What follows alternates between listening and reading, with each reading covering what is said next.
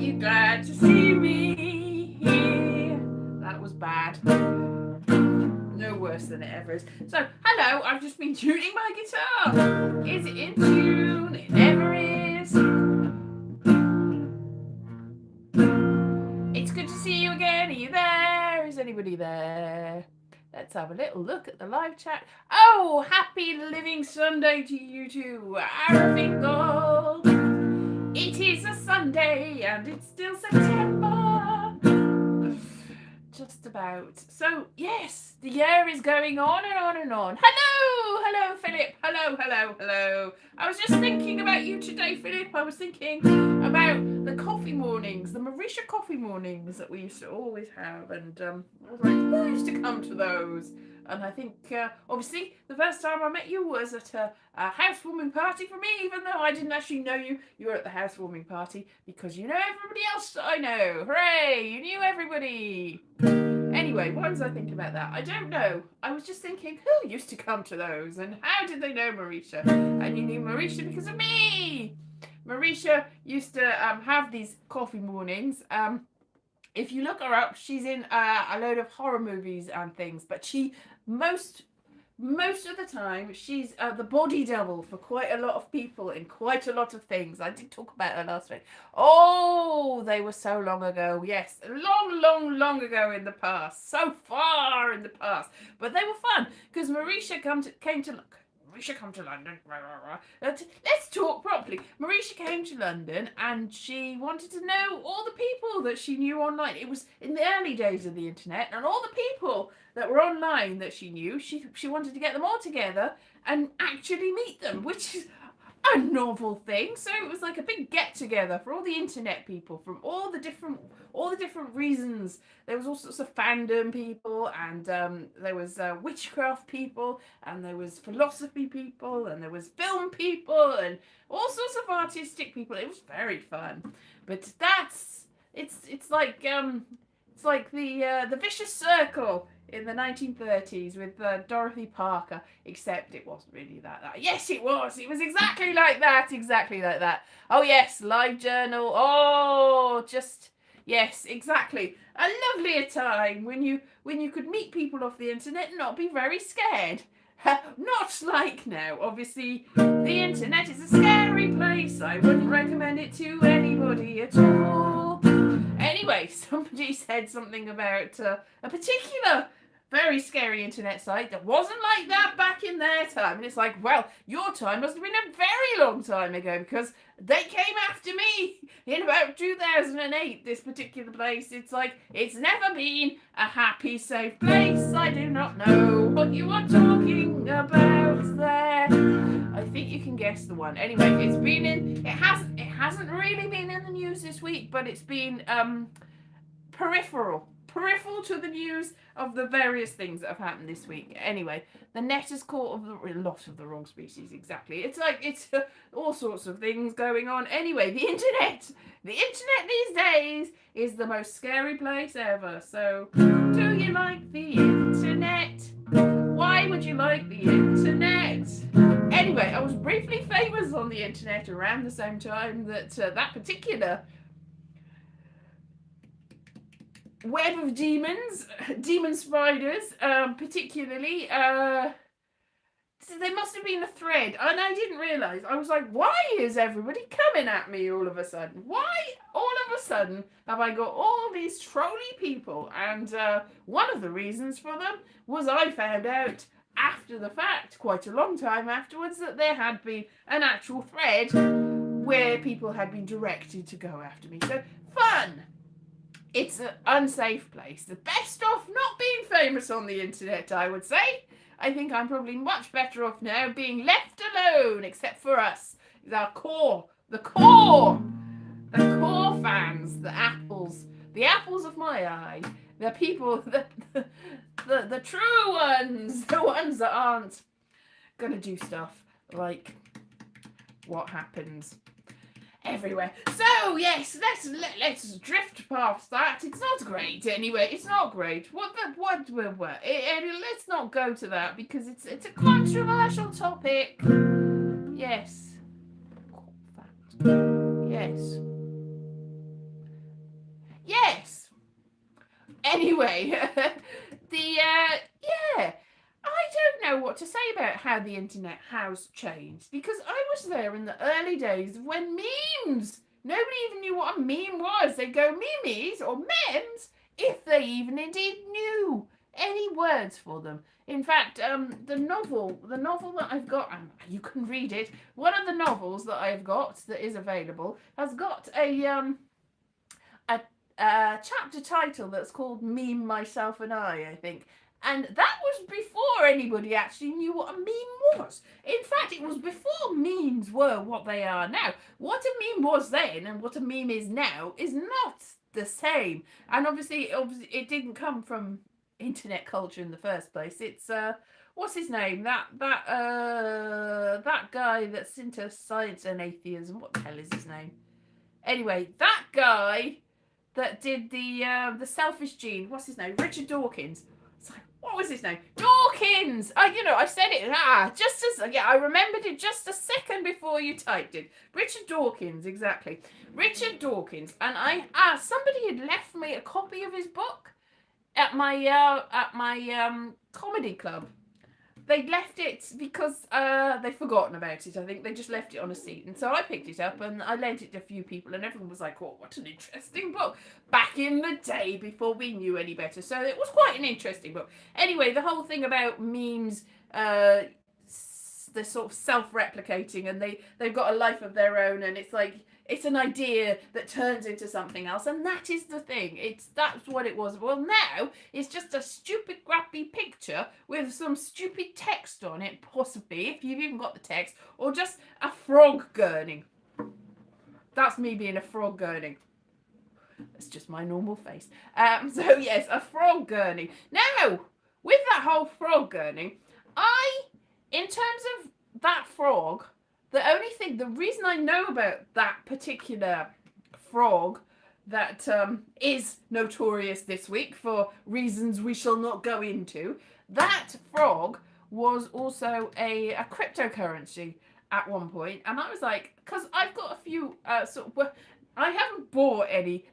I'm not sort of buying cryptocurrencies. I wouldn't do that, but because I've been around a long time, I have seen the sites where you just click on things and then you get this like faucets and things. So I've got a couple of pounds worth of stuff that I collected by going, oh, what's this? So when I heard about the froggy thing that was an internet, I was like, oh, maybe I can turn some of the things I've got into some of these froggy things. So I did, and then I read about what the froggy thing represented, and I was like, oh, no. So I got rid of those the same day. So I did have the froggy things, and then went, oof, no, let's not go there. And immediately turned left, let's say, and did not go down that path of the frog. Frogs generally are good things, except in this case, when it's not a good thing. But I was around in the early days when people were sending, there was a particular picture, a gify gif of a goat. And we'll leave that where it is. And I was like, what's that? And somebody sent me that. And that was not great. And also the whole sort of two girls and something else. I've never actually seen that, but I'm aware of that. And I never saw that, but there was a lot of talk on that. And that was more of a sort of early internet video, but turned into a meme. Everything can turn, and everything's a meme now, see? Everything's a meme. No matter what you do, no matter what you say, stupid things that you would never even think are even significant, because they're not. Suddenly everyone is sharing them and being a complete idiot about it. I don't know, idiot. Idiot is a loaded term, because that is based on, so that is probably ableist for me to say that, so I won't say that. What's another word for somebody that's so absolutely appalling that you just don't annoy? The void is a meme. Okay, Sydney Sweeney. Don't get me started on that. That's the Sydney. information, genetic level. Yes, very impressive. Yes. So yes, memes are all about. Initially, they are, you know, the genetic level. They just self-replicating and they just go off. It's there was very see how old I am. I had a Spectrum 48K. It was actually a 16K with a box that you stuck on the back. It was like this is a long time ago. I had one of those, and it came with a tape so long ago that you stuck in, and it had like rather than having good games, it had like a tape, and it would have all different things that you could see.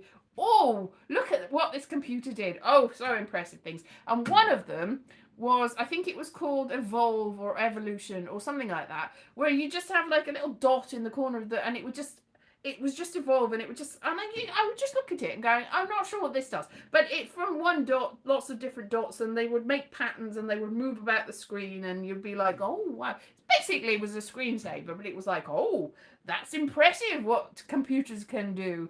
It was nothing. It was, I mean, I used to like text-based adventures. They were fun, and I don't think there were any of those on this particular tape.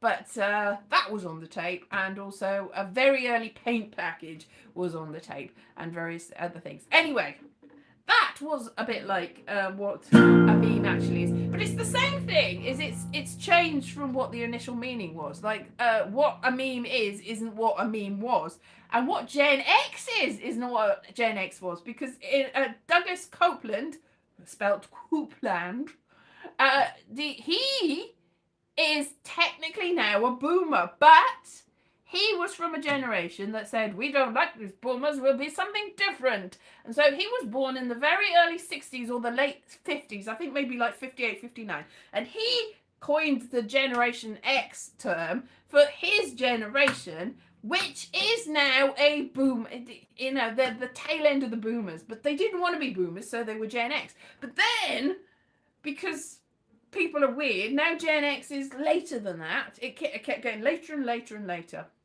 So, Gen Z now, by the time Gen W, if Gen W ever comes, then the Gen Zs will be absolutely slotted bang into the Gen X's, and so all of us will be one again. It's like the millennials, the Gen X's, the boomers, and the Gen Z's, and the Gen Alphas, and then the other ones. They're all the same people, because once this period has passed, there's 100-year window, and we're all in the same window. Because it's nonsense, isn't it? Generational nonsense. Because you don't go, oh, the Tudors, that will split them into 500 different categories, so then the people that were born during this particular period, no, there's like 200 years of the two, it's probably not 200 years, but from Henry VII to Elizabeth, that's all the Tudors. That's a wide, it's like the Romans, there was the Roman Empire. You don't go, oh, well, you know, or you do go, well, they're in the Roman Empire and they're in the Roman Republic. But you don't really. You just go, they're the Romans. The Vikings, very short period of time, every single Norse person for about 600 years, even though the Viking period was like 800 to 1200, everyone that has ever been anywhere near the Norse people is a Viking. Except, strangely, the Normans, who technically were. And yet, no, the Normans, they're different. It's like, no, they're the same as the Vikings, but you're not lumping them in together, are you? Now, you can lump people in a big old pot, and then later on you'll go, now, we've recategorized you. So everyone that thinks, oh, well, I'm in this particular group of people and things, and this is who I am. History will not remember that. History will just go, nope. All the people that were born in the 1900s and the 2000s are the same to us. And in fact, you're exactly the same as everyone. It's the early modern period and the late modern period. So everyone from about 1700 to 2100 is probably going to, in 1,000 years' time, be one. Nobody will. No, so people will go. Oh well, yeah. I mean, I read somewhere that the Nintendo Corporation was started around the same time as there was some other, a long time ago. I can't remember what they said it was the same time as, but it's a long time ago. So the Nintendo years span a very, very long period of time, more than 100 years, more than 150 years. So it's no point going, oh, well, I'm this or I'm that or I'm in this group, because nobody's going to care. Nobody cares now, really, but they probably won't. Game of Life, yes, like a bit like the Game of Life, going back on that.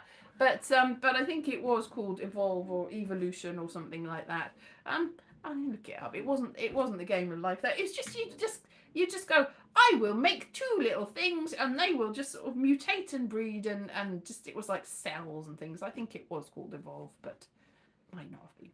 Anyway, that's me talking about stuff. Woohoo! So this is the day that everything ends. This is the day that everything begins. Cause we are mutants. In fact, you are correct. We are mutants and everything will change. Or it'll stay the same. But nobody will care all the same. Because have you got a name? I don't know your name. Mutants, yes, yes. It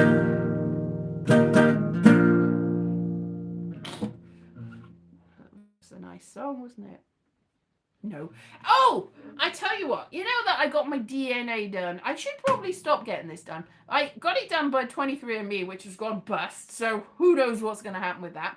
And I also had it done by Ancestry, which keeps changing. Because initially it was to go to the Ancestry, and it's a little bit to trace family history. So I've traced the family history back hundreds of generations, even though I've probably gone wrong somewhere because it's gone completely. It's like 40,000 names in it, and most of them people contact me and go, "Oh, that's person in my family tree." It's like I have absolutely no idea who they are or why they are in my tree. And I look at my tree and I go, "Nope, they're not actually connected. I just thought for a laugh I'd trace somebody's family tree, and it just happens to be in the same file but not connected to my tree." So there's hundreds of thousands of people in there. In fact, every time somebody historical gets mentioned on a television show, I go, "Oh, I think they're in the tree," and indeed they are. Not necessarily related to me. It's just I've on a whim made a sort of like, I've gone, "Oh, and how are they related to me?" And sometimes I've gone, yes, they are, very, very distantly, because everybody is related to everybody in the end. Anyway,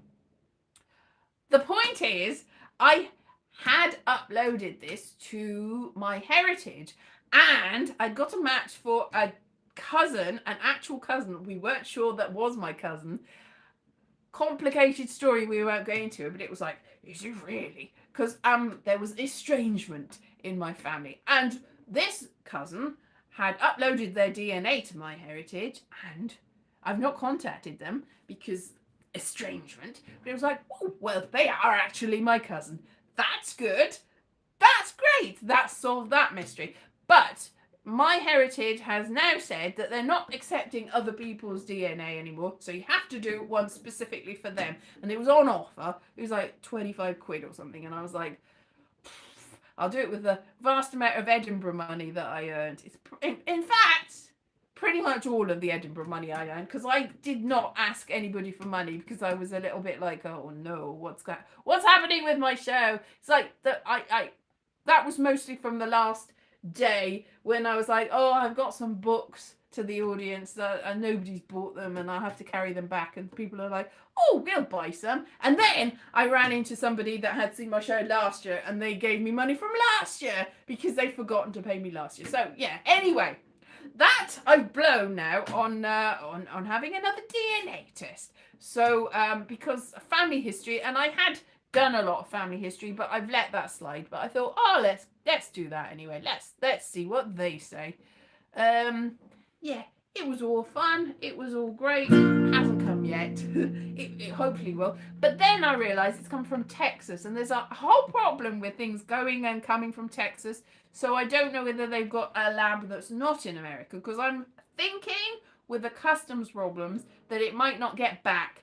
It's coming from Texas and it's coming to my house on Tuesday or Wednesday, probably. But then, how is it going to get back when I've done the test? So I'll do that and see what happens and see whether I've got any other relatives that are definitely my relatives that I wasn't sure about. Because that's fun. Just some of my cousins, I like a lot of my cousins, but some of my cousins I don't really talk to anymore for reasons. And this is not even the estranged one, this is other ones. So I've got a lot of cousins. I've got 20 or 30 cousins that I like first cousins. And then obviously it expands from there. There's a lot of them. And this is with my father has only got one sister. My mother is one of 9, so you can imagine. And one of her siblings didn't have any children. Is that right? Yes, everybody else had 1 or 2 children. So but I've got 4 on my dad's side, 4 cousins, 4 candles, and but it's always fun to get new relatives. Like I've got somebody who was related to my grandmother's great aunt or something, and they went to America. Because his mother was a war bride and lived in the area but got married to a GI. That happened a lot around here. And so I'm in contact with him. And every time we mention it to my dad, he goes, I don't know who that is. It's like, no, but he's your second cousin 3 times removed or something. But strangely enough, the amount of DNA that he has got with him is the same amount of DNA as he's got with some people from places very far and wide that we're like, how are you related to these people? We can't work it out, but the same amount of DNA is shared between this person who is, I can trace how they're related to him, and these other people that I don't. So it's a fun hobby. It doesn't sound fun, but it is a fun hobby. It's a evolutionary hobby. It's like a meme. I'm collecting cousins and spreading the DNA around and seeing how I'm related to everyone in the world. Now, because there are like people from the Caribbean that seemingly have no connection to my family. That's obviously a little bit sort of like colonialism and other things that you don't want to talk about. But also, we're related to a big bunch of Maori people somehow, also probably colonialism, but that's good. So I don't know whether, because I did have Melanesian and Polynesian in my DNA before Ancestry changed it, but when you upload it to other things, it's like there might be something there, but we don't know. Anyway, so that's going to be fun because that's all disappeared now. It's like all of the traces of anything that's not just British has gone with the updates. So I'm thinking my heritage isn't going to come up with anything more than... and my heritage isn't great in that I think they've lumped Scottish and Welsh together. It's like, you are Scottish and Welsh. It's like, that's the same thing to you, is it? All right then, fair enough, whatever. But it was a couple of quid and I was feeling bored, really. So I'm going to do that this week and send it off and then see what happens. That'll be fun. Also, I think I might be a chimera. So that's fun. Yeah, which is why I've got a little bit of weird anomalies in it's like some of my DNA seems to be doubled up. I'm a mutant! Yay! So that would be nice. I can cross-reference it with this one to see what? That's weird. Why have I got hundreds of fingers? It looks like I've only got 10, but maybe some of them are invisible. And they are a bit weird. Look at this. They're a little bit sort of like spidery and weird. Spider fingers. So, mutants, yay. So I can see how I'm a mutant. That'll be fun. Yeah.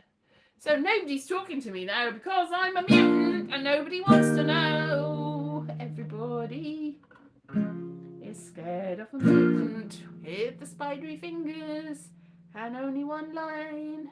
2 lines on this. Definitely a mutant. So it would be interesting to see whether anything pops up on this because they only do like a tiny fragment of your DNA is the problem. So you don't really know everything there is to know. It's like hundreds and hundreds and hundreds of pounds in order to find out your whole genome, everything, all the DNA you've got, and it's like, ooh. So I'm not going to pay hundreds of pounds, but I'll quite willingly get £20 ones here and there and see whether I can sew them together to make one giant one. And that it won't be my whole genome. I won't know everything. Genome. That's Dexy's Midnight Runner song, isn't it? It's not. And so da da da da da da da da da da da da. Anyway, genome. Genome, oh, the laughing gnome, haha.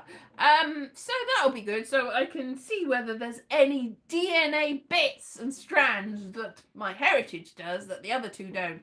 I can just make a Frankenstein's monster DNA kit, which you can do on, I think, a few sites. You can stick them all together and make a giant big mud pie out of all your DNA. So I'm gonna do that. I'm gonna make a big hybrid DNA thing and see whether anything can be found. And then I've got the germination of an Edinburgh show about how I'm a big mutant. That'll be fun. I don't know whether that is an actual goer as an Edinburgh show, but I was like, I looked it up. Can I find anything about anybody? Has anybody done an Edinburgh show about how weird DNA is and how and about personal kits and stuff? And nobody has, and I probably won't either, but I might. Who knows? It could be a thing. It might be a thing. I probably need to do lots of technical stuff and have videos and all stuff. And the places that I've had my shows in the last few years have not really been, it's not feasible to do those. I've tried, like last year I really tried to do technical stuff, but it really wasn't great. And this year I was just like, I was going to, and then I was just like, no, let's not bother. Let's just go with it. It was just, everything was going so wrong. Nobody's talking to me at all. Am I still alive? Am I not here anymore? Not here anymore. Disappeared. Anyway, I'm going to be traveling in the next... Traveling. I'm going to be traveling in the next couple of weeks. I'm going to Cardiff tomorrow, and then I'm going to Edinburgh again for 3 days in October. You're still here, just listening carefully. Yes, I'm going to Edinburgh for 3 days in October. Yay. Just, I'm volunteering for things where there's no actual monetary value. Nobody's giving me the money for it, but they are letting me go there. So it's the traveling. Wow. The travelling is often the worst part of something. It's like, oh no, I have to catch the train or the bus and stay on the train or the bus for hours and hours and hours and hours, go to the meeting and then come home again. It's like, that doesn't sound like fun, does it? But I am bored. So yeah, if you let me go to the travelling, it's like, oh, and I like trains. So I'll be on some trains. I'll go on some trains and I'll look at the trains and I'll go, trains! And I'll be on the train, and they're not very exciting trains, but they are trains. And yes, I think on my last train journey, I was talking to a guy that was a train spotter, and he was telling me about all the different trains that he spotted. And I was quite happy to let him talk. It's like, it's not one of my special interests, but I don't mind listening to other people's special interests. I admire the enthusiasm. It's more the enthusiasm of somebody's interest. If it's a good interest, not a weird interest that involves memes, because then I might stop you. I might go, let's just not do this. Go and spot some trains, and then I'll get back to you. So yeah, I think if everybody did train spotting instead of whatever it is that they're up to at the moment, which is not healthy, I think train spotting, all in all, a bus. That's it. It wasn't even train spotting. It was bus spotting. I was like, I'd come very early for the bus to Edinburgh. And this guy was there, and we were just talking about all the buses, not even coaches, just buses. He'd seen all the buses. He was making sure that he's got noted of all the buses, and then he was going to go back home, and then he was going to So he'd seen all the buses, but he wanted to see them again to make sure that he's got them all. So it's more healthy than some of the stuff. It's not entirely exciting, but it's enthusiastic. You've got to admire that. So I would recommend that, yeah, definitely. Or something that just lets it out of you. Yes, try. This is not an intercity train, the trains that I'm going to get, though, because they're quite old ones. Transport for Wales, the train goes all the way from, like, Fishguard, all the way really slowly, all the way up to either Crewe or Manchester. And it's got all the Welsh language, it's Welsh and English all the way up. So you learn what all the places are called in Welsh. Because I suppose it's because it's a very long journey, you could learn some Welsh. So it's Transport for Wales all the way to Manchester or Crewe. So still technically Wales. So I'm going to just say that is Wales because you are listening to the Welsh. So there you go. Because you have to go into England to get back into Wales most of the time anyway. It's like, if you want to go to Aberystwyth, can you travel through Wales to get to Aberystwyth? No, you can't. You have to go into England, right into England, and then around a bit and down and round and back. You can't get to Aberystwyth by train or by coach even without going into England first, which makes no sense.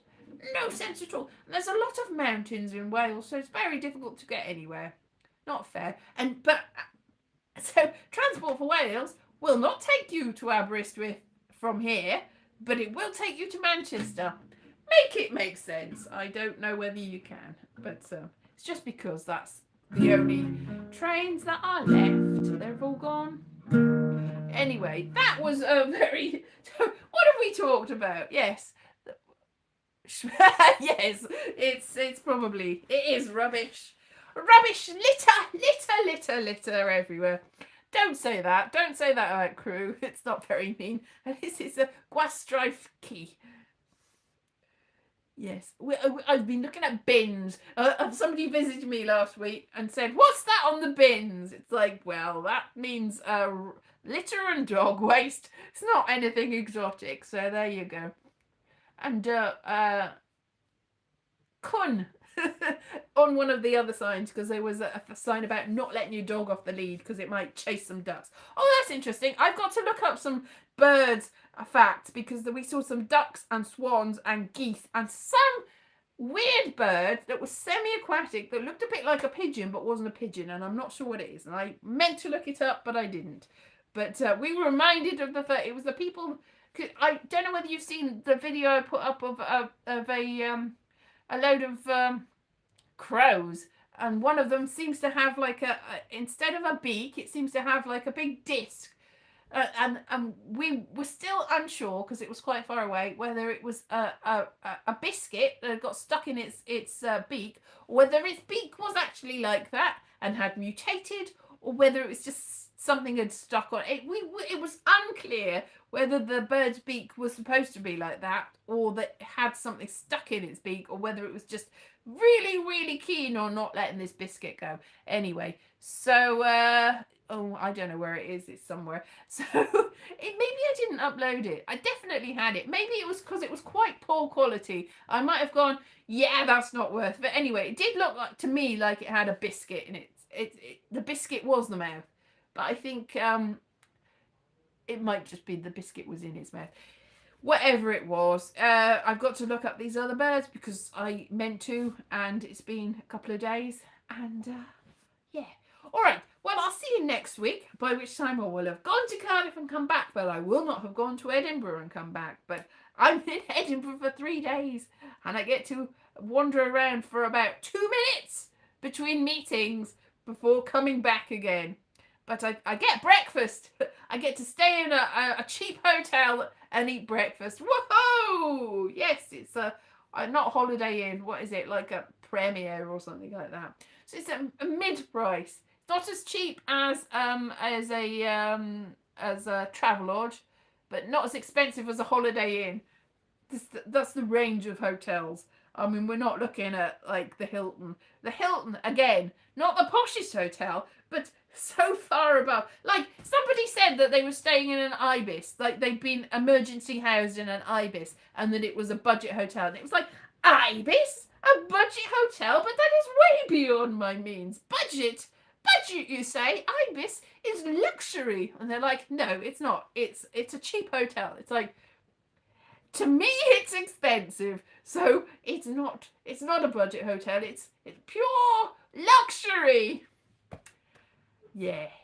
I think I might have a slightly skewed idea of luxury. Anyway, all being said, I might stay in Cardiff overnight because it's really difficult to get back. So that will probably be a Travelodge, because that is the cheapest, and you can get that for the same price as a cut price DNA kit. Yeah. Anyway, see you later. Have a lovely week. Bye bye.